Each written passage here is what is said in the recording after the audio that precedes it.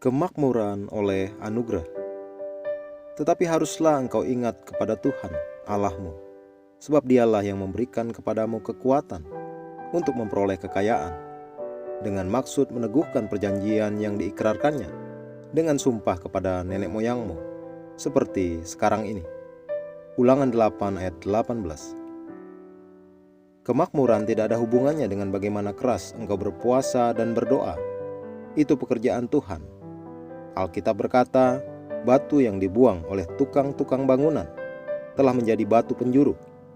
Hal itu terjadi dari pihak Tuhan, suatu perbuatan ajaib di mata kita. Mazmur 118 ayat 22-23. Allah lah yang memakmurkanmu. Ia bersuka cita untuk kemakmuranmu. Mazmur 35 ayat 27. Engkau tidak usah bertanya-tanya apakah Allah ingin engkau menjadi makmur atau tidak.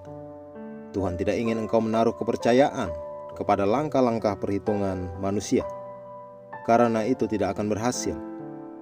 Mungkin kadang-kadang kelihatannya berhasil, tetapi tidak akan bertahan lama.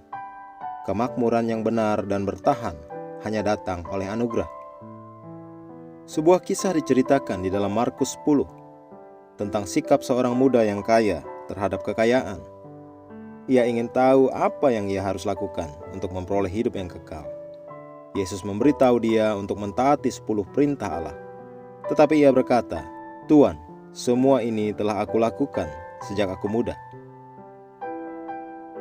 Alkitab berkata Yesus melihat kepadanya dengan kasih dan berkata kepadanya, "Pergi dan juallah semua yang engkau miliki dan berikan kepada orang miskin, dan datang dan ikutlah aku."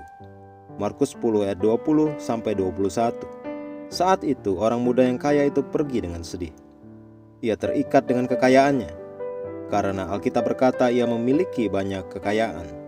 Atau seperti orang sering berkata, kekayaannya yang banyak menguasainya. Yesus selalu melihat ke sekeliling dan berkata kepada murid-muridnya, "Alangkah sukarnya orang yang beruang masuk ke dalam kerajaan Allah." Markus 10 ayat 23. Yesus membuat mereka mengerti bahwa keselamatan bukan karena uang mereka atau kekayaan yang banyak, tetapi oleh Roh Allah. Yesus ingin orang muda yang kaya itu menaruh kepercayaan bukan pada kekayaannya, tetapi di dalam Allah pemberi kekayaan.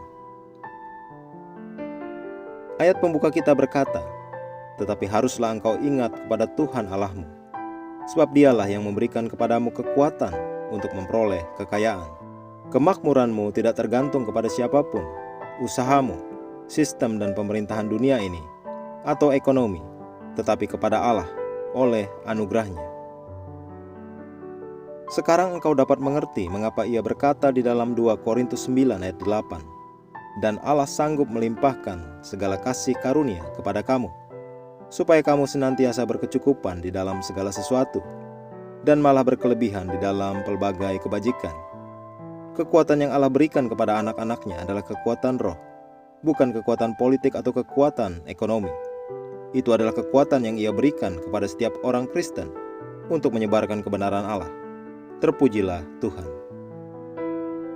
Mari kita mengucapkan pengakuan. Tujuan hidupku adalah untuk menegakkan kebenaran Allah di bumi dan di hati manusia di seluruh bumi. Dan aku diberkati dengan semua yang aku butuhkan untuk hidup dan keilahian. Maka dari itu aku berkomitmen untuk mendahulukan agenda Allah, mengutamakan kebenarannya dengan waktu dan sumberku untuk kemuliaannya. Amin.